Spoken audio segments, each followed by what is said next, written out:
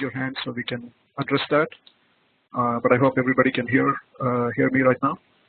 So as Lynn mentioned, I'm Praveen Ramaprabhu. I'm an associate professor in the Department of Mechanical Engineering and Engineering Science.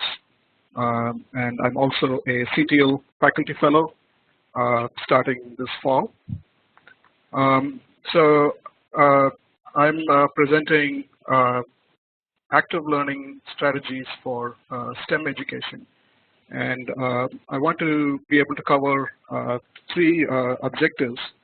The first objective is to maybe lay out the case for why STEM topics need to be taught with active learning, both the need and the urgency for that. The second objective is to maybe define what is active learning and review some widely used strategies in active learning.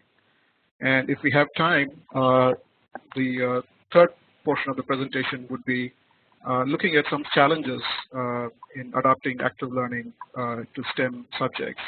So this third part of the webinar will be more raising some questions and hoping that the conversation continues beyond the presentation.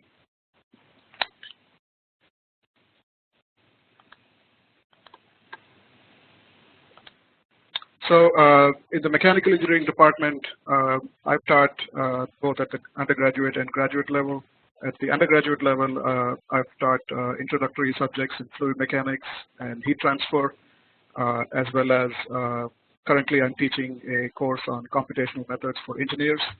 The fluid dynamics course, I have used elements of active learning, including things such as demonstrations and videos.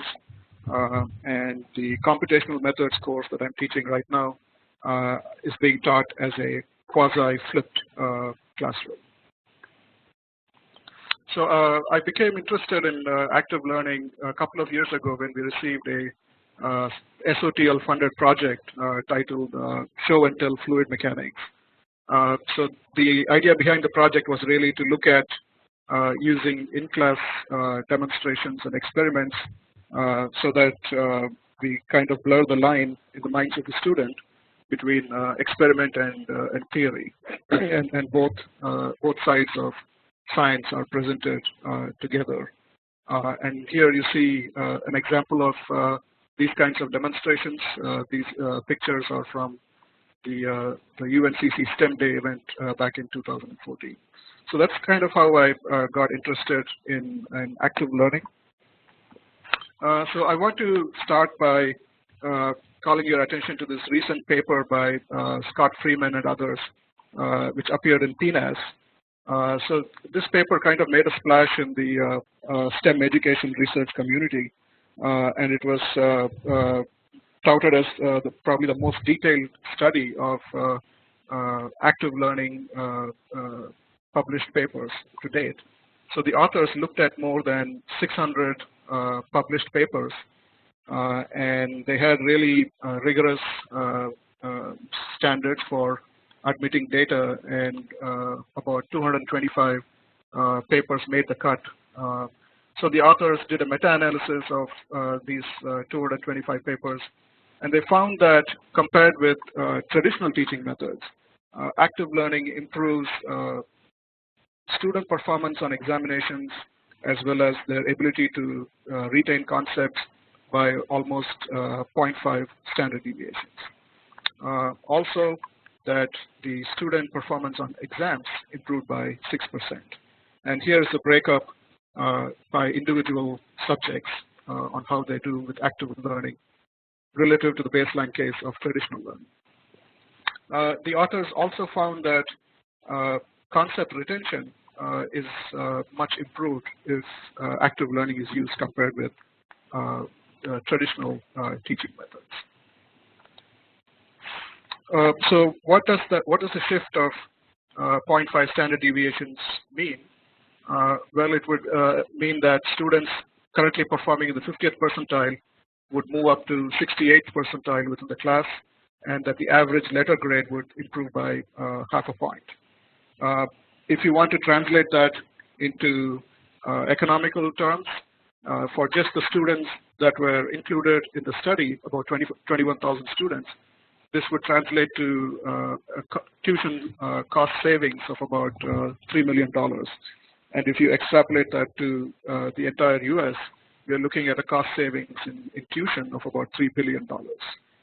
So the authors rather dramatically conclude that if this were a controlled medical trial, the study would have to be stopped for benefit, meaning that medical ethics would dictate that they would stop the study so that the control group receive the same treatment as the treatment group.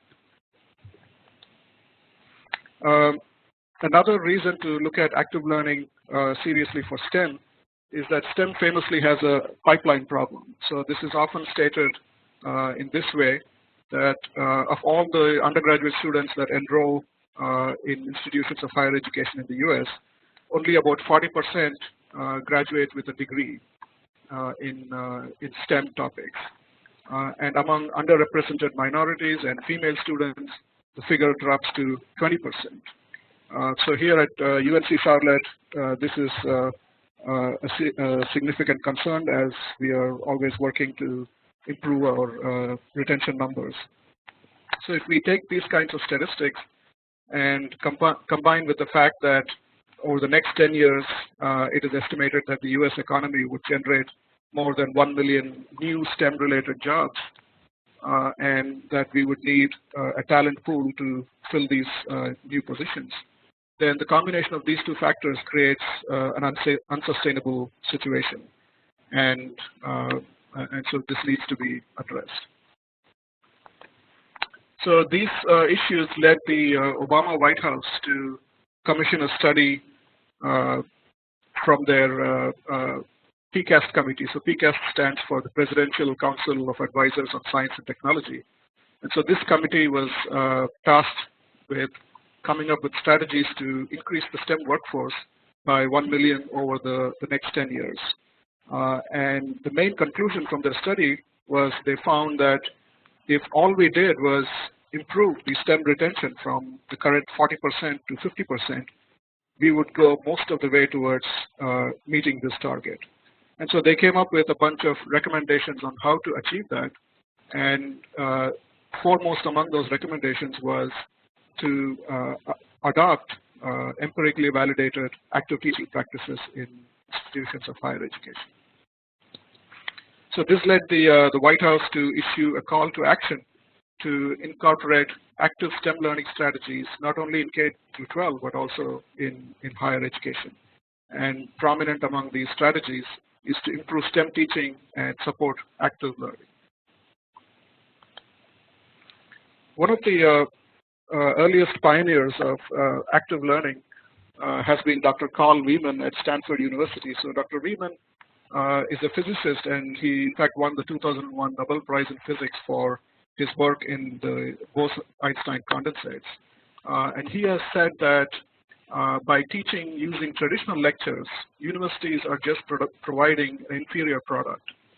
And in his role as the Associate Director of White House Office of Science and Technology, Dr. Reidman has recommended that to be eligible for federal funding, universities be required to collect and publish data on active learning practices so that students can compare how different universities use active learning and make informed decisions about where to go to school.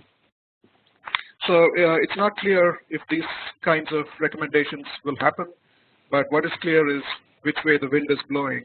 And so it makes a lot of sense for institutions like our own to stay ahead of the curve and anticipate these changes and adopt accordingly, rather than be behind the 8 ball here. In the next few slides, I will define what is generally understood to be active learning, and also look at some common strategies that can be implemented that are particularly suited for STEM-based classes. So there is no single working definition of active learning. It is a broad term that includes several activities that engage students, and some of which are shown here. In the paper by Freeman that I just referenced, they try to come up with a consensus definition by working with many practitioners in active learning. And so the definition that they formulated is shown here. And they say that active learning engages students in the process of learning through activities and discussions in class, as opposed to passively listening to an expert. It emphasizes teaching at a higher order level and group work. And so some examples of active learning are shown here. And what is common among all of these examples is that the student takes ownership of her own learning. So in the traditional model of instruction, the professor or the instructor leads the transfer of information. In active learning, it is the student that takes responsibility, and the instructor acts more as a facilitator of this process. So this is quite different from what we have in traditional teaching approaches. So the traditional teaching model, instruction happens in two stages. In the first stage, you have the transfer of information. So here the information goes from the instructor, what we call transmission, and then it's recorded by the student. And this process happens in class and is led by the instructor. Then the student is entrusted with the higher order learning tasks, which include synthesis of the information, analysis, applying the information either to a homework problem or to a real world problem, and evaluating scenarios or data and making judgments. So all of these tasks which engage the higher levels of learning taxonomy, we just let the student do on their own with very little assistance. So clearly this is not, we provide a lot of assistance in the mechanical process of transferring information, but not in the higher order process of what to do with that information. So clearly this model is suboptimal. And in recent years, there have been a couple of trends which put even more pressure on this model. The first is the rising costs of tuition, and also, as everybody knows, the availability of massively online open courses. And so these two developments combine to threaten this model of instruction as never before. So students can get lectures online through these new technologies for instruction delivery, and we have things like the Khan Academy or the MIT OpenCourseWare or Coursera. So this really requires faculty to rethink what exactly is the value add that we provide through this mode of instruction, when the students can just as well get a lot of this material using these newer web delivery techniques. So what active learning does is it reverses this model, and in this approach, the transmission and reception is done by the student offline. And so this is not done in class. And in class, the activities are designed so that the instructor facilitates and helps the student in these higher order learning tasks, such as synthesis and analysis and application of concepts. So where in the traditional method, students retain about 10% of what they hear, with these active learning approaches, students can retain from anywhere from 70 to 90% of the material that is covered. So you may not cover as much material, but students show much better concept retention and are able to internalize those concepts to a greater extent. An example of the active learning approach is what is known as the flipped classroom.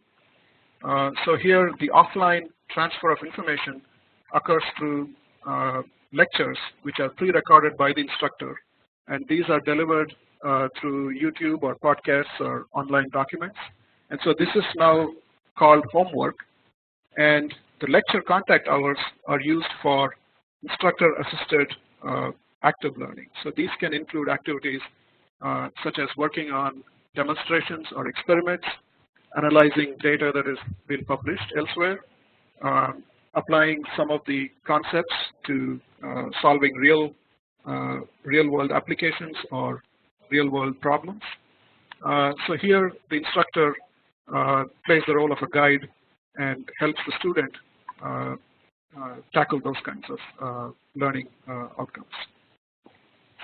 So if you think about it, this model is not very different from the very successful model of the PhD advisor and the doctoral student. So in that relationship, the student is responsible for the learning, which is all done offline and led by the student. The advisor just points the student in the right direction, and the student has to go through the literature and internalize the concepts. The contact hours, so to speak, are then used for the instructor to help the student ask the right questions, and this way the advisor is able to teach the student how to think for themselves and also how to teach themselves. So in these kinds of models, we are preparing the student for a lifetime of being able to teach themselves any topic that they are interested in, and that is a much higher level of engagement than the traditional lectures. If you want to introduce a level of accountability in the process, we can have between the homework and the classwork what are known as concept tests. These are short multiple choice tests which evaluate how well the students have internalized the concepts. And so these the students can be asked to take these tests for grade, and that way they can be held accountable for the reading assignments that are provided. An interesting variation of the flipped classroom is what is known as just-in-time teaching, and this is a active learning model which happens in 4 stages. First, we have the homework, where the instructor lectures, pre-recorded lectures are delivered through some online delivery, and then a few hours before class, the students are asked to take either a concept test, the multiple choice test, or solve some kind of an online puzzle. The instructor goes through this data, and based on the performance of the students, almost in real time, the instructor can adjust the areas of emphasis within the class. So if there is a particular concept that the instructor believes has not been understood well, he can focus more on that during the classwork, or if the concept is widely understood, then the instructor can focus his or her energies elsewhere. So it's a very responsive style of teaching, and because of the feedback loop, we don't have to wait until the midterms or the end of semester evaluations to figure out if the students are really understanding a key concept. A particularly effective active learning technique is called peer instruction. So this was pioneered by Dr. Eric Mazur at Harvard. So peer instruction is really based on the idea that students learn best when either they are required to explain a concept to a peer or have the concept explained to them by another student. So the way this works is shown schematically here.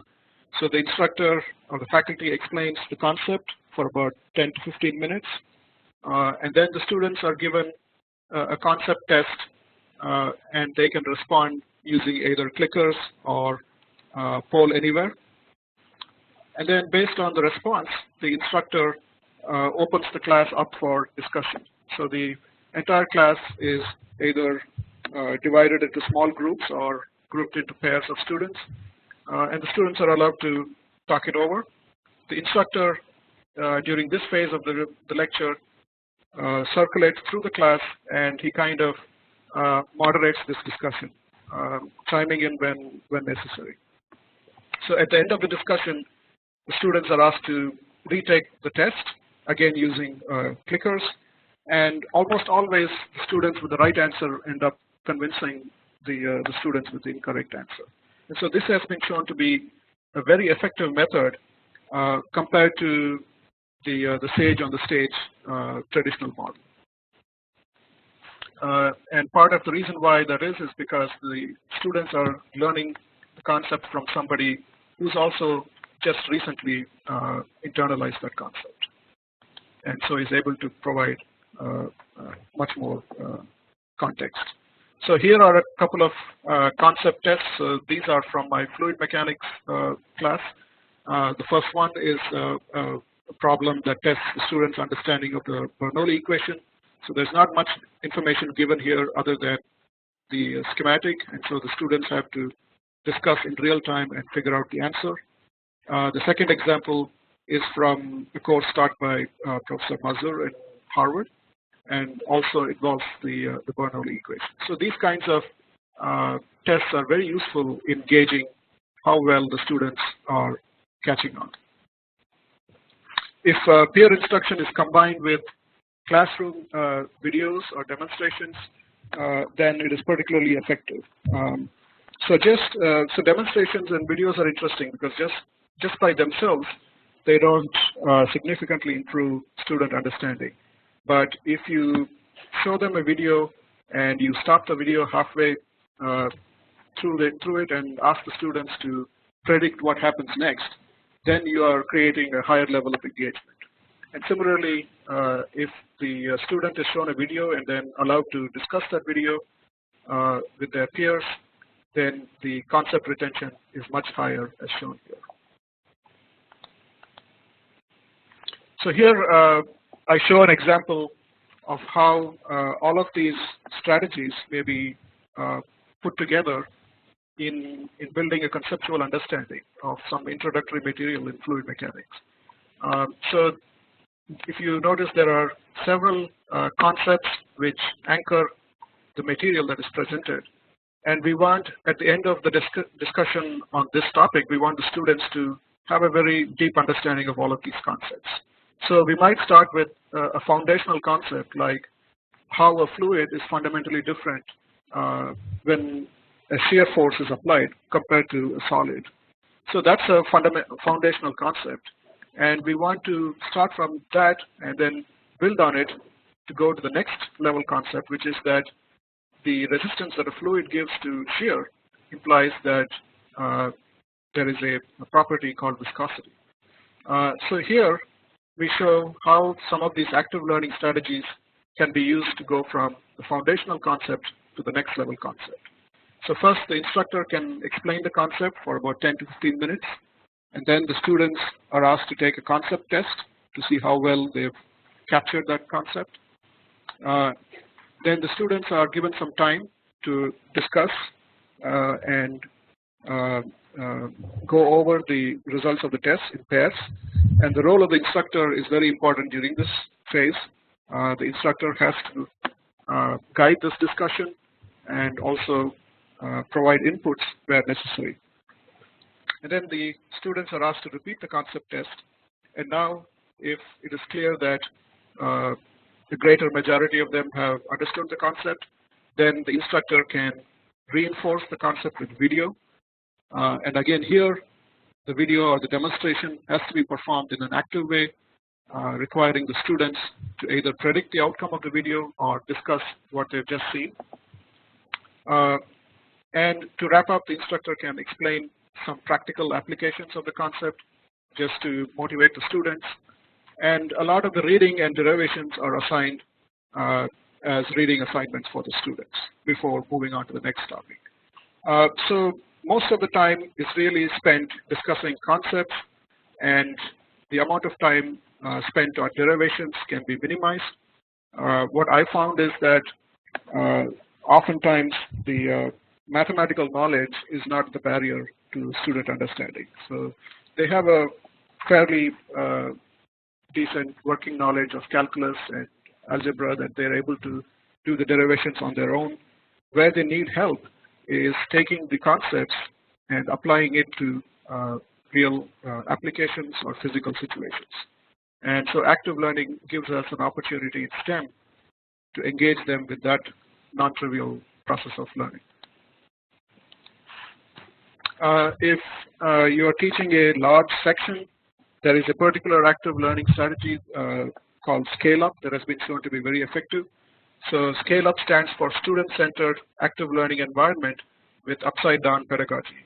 And so this was pioneered at NC State, and there are over 100 institutions across the US which have classrooms that are designed to accommodate scale-up based teaching methods. So in scale-up, the instructor stands in the middle of the classroom, and students are seated in around circular desks. So each desk is designed to very particular specifications and can seat 9 students who can be grouped into 3 teams of 3. And each team is provided with a laptop that can be used for data analysis in real time.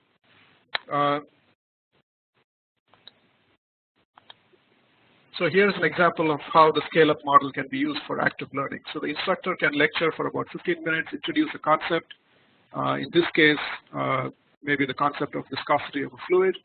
And then the students work in teams of 3 seated around the desk to do either an experiment or a demonstration, or if it's a programming course, they can work together to develop a program. And so here in this example, they can be asked to build a viscometer with the items that are provided to them, and they're really not given a lot of instruction. They have to rely on each other to figure out how to do what they need to do, and the instructor just kind of shepherds the process along. So the instructor can go back to lecturing for about 15 minutes, and at this point he can introduce the concept of a Newtonian versus a non-Newtonian fluid, and now the students can use the viscometers that they've just built to measure the viscosity of a fluid that is provided to them, and they have to work in teams to analyze the data and prepare a report. So this kind of approach can be scaled up to large sections, and they have been shown to be quite effective, even up to class sizes of about 100 students if you want to engage them through active learning. So at UNC Charlotte, we have currently 2 classes, 2 lecture halls which are designed based on scale-up model from NC State. They're both located here at Kennedy. The larger classroom can accommodate 126 students, and the smaller classroom can accommodate around 36. So again, the desks are equipped with 3 laptops, and they can accommodate 3 teams, and each desk has independent access to a whiteboard, and that encourages more collaborative discussion and learning. And of course, the educational research team here at CTL is happy to work with the instructor to help them measure the effectiveness of these active learning strategies.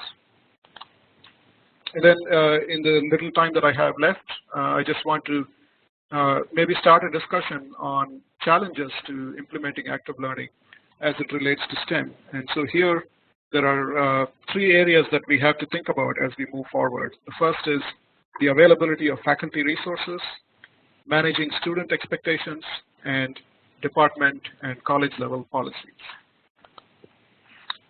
So faculty resources is a universal problem, but it is within STEM, it is a particular issue since faculty are significantly evaluated based on their research performance. And so how do we find the time to invest in developing these new kinds of lecture styles and lecture materials? So this is a discussion that I hope happens, and I just provided a couple of suggestions here just as a way to get the conversation started. So one possibility is for course improvement committees that exist within departments to share some of the workload in developing online lectures and video lectures, interactive modules. In mechanical engineering, for example, we have what are known as focus area improvement teams, which bring together faculty that are teaching in the same broad area. And so maybe if, and I'm sure other departments have similar committees. So maybe if some of this workload can be shared between faculty that are teaching the same course, so that there is a more department-wide and college-wide move towards active learning. That could be a positive development. There is also extramural funding from NSF, Department of Education, and so on, and they are very supportive of adopting active learning strategies. We are hoping to put together some proposals in the spring around active learning, and if anybody is interested, please feel free to contact me. Another concern among faculty is that these kinds of activities take time away from the core material that needs to be covered. And again, here I would argue that what we define as the core material has to change a little bit, and that some of these foundational concepts are much more significantly a central part of what the student needs to take away, rather than things like derivations and other things that can be assigned as reading material. Also, there are a lot of online resources, including Harvard's Galileo website, which has concept tests in different areas. NC State has a ScaleUp website, and they have, again, for different topics, they provide active learning modules. You just need to sign up in their website, and you can have access to those materials. And these include concept tests, concept inventories, online puzzles, so on. Just as there has to be a culture change among faculty, we also need to help the students manage their expectations. So they need to be informed that this is a different style of teaching, and we want them to have improved concept retention, and that is why the material is being presented the way it is. And a very good way to do that is early on in the semester we make this very clear through the course syllabus, which should clearly reflect these priorities and lay out the expectations for the students. Also, the learning outcomes, if they are slightly different with active learning, needs to be communicated with the students. A lot of our students are employed, either full-time or part-time, and so we have to be cognizant of how much offline time commitment is required on their part. Again, here I don't know what the right answer is, but I'm just flagging this as an issue. We have to solicit frequent feedback from the students, and also some of the student evaluations must be redesigned to reflect the active learning approaches. So currently, the student evaluations are designed to test how much, or at least what the student thinks he or she has learned, and so these favor topic coverage rather than concept retention or concept understanding. And so maybe we should think about redesigning the student evaluations to capture some of the active learning outcomes. And lastly, the departments and college level policies have to be looked at in terms of encouraging active learning among faculty.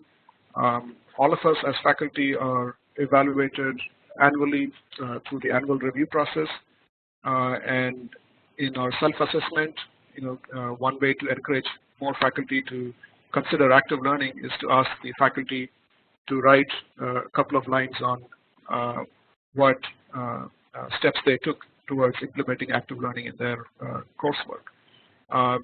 When new faculty are hired, that is an excellent time to encourage them to adopt active learning, their course development plans, and maybe even a small fraction of their startup funds could be directed towards helping them.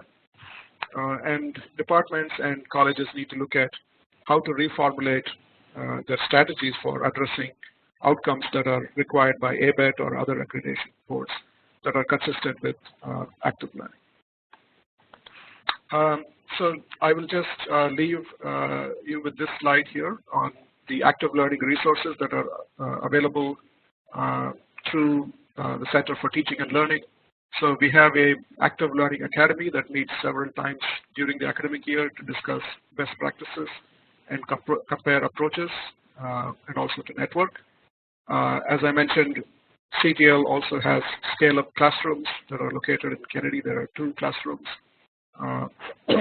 And there is an active learning website with a lot of resources for those that are interested. And that concludes my presentation.